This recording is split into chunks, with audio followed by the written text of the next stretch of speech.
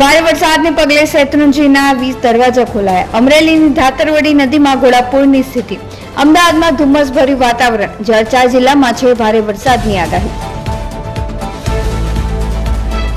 ખેડૂતોની સમસ્યાને ઉજાગર કરવા કોંગ્રેસ કરશે ખેડૂત આક્રોશ યાત્રા. 1 થી 13 નવેમ્બર સુધી રાજ્યમાં કરશે દેખાવો.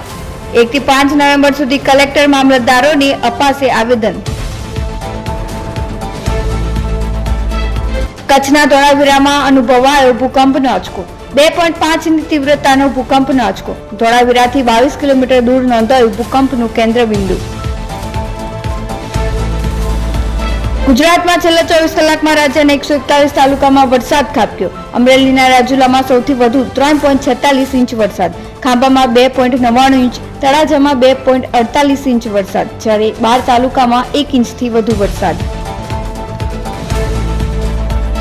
સોનાના ભાવમાં સતત ઘટાડા પછી આજે ફરી મોટો વધારો. 22 કેરેટ સોનાનો ભાવ થયો 1,13,060 રૂપિયા, જ્યારે 24 કેરેટ સોનાનો ભાવ પ્રતિ 10 ગ્રામ 1,23,340 પર.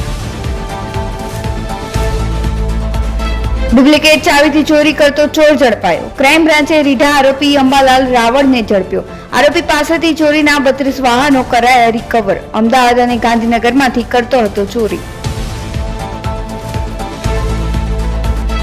સુરતના ઉધનામાં 3 વર્ષના બાળકના અપહરણમાં ઉધના પોલીસે આરોપીનું કર્યું રિકન્સ્ટ્રક્શન.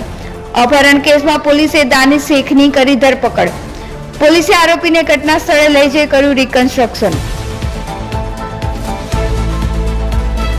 ભારતીય ટીમના બેટ્સમેન શ્રેયસ અય્યરને આજે સિડનીની હોસ્પિટલમાંથી આપી રજા. બીસીસીઆઈએ આ અંગે આપી માહિતી. ઓસ્ટ્રેલિયા સામેની ત્રીજી ઓડીઆઈ મેચમાં શ્રેયસ અય્યરને પાસણીમાં પહોંચી હતી ઈજા. સુરત શહેરના સરથાણામાં સ્પાની આડમાં ચાલતા સેક્સ રેકેટનો પોલીસે કર્યો પર્દાફાશ. પોલીસે હોટલ પર દરોડો પાડી 3 વિદેશી યુવતીઓને ઝડપી, જેમાં 2 થાઇલેન્ડની અને 1 યુગાન્ડાની નાગરિક.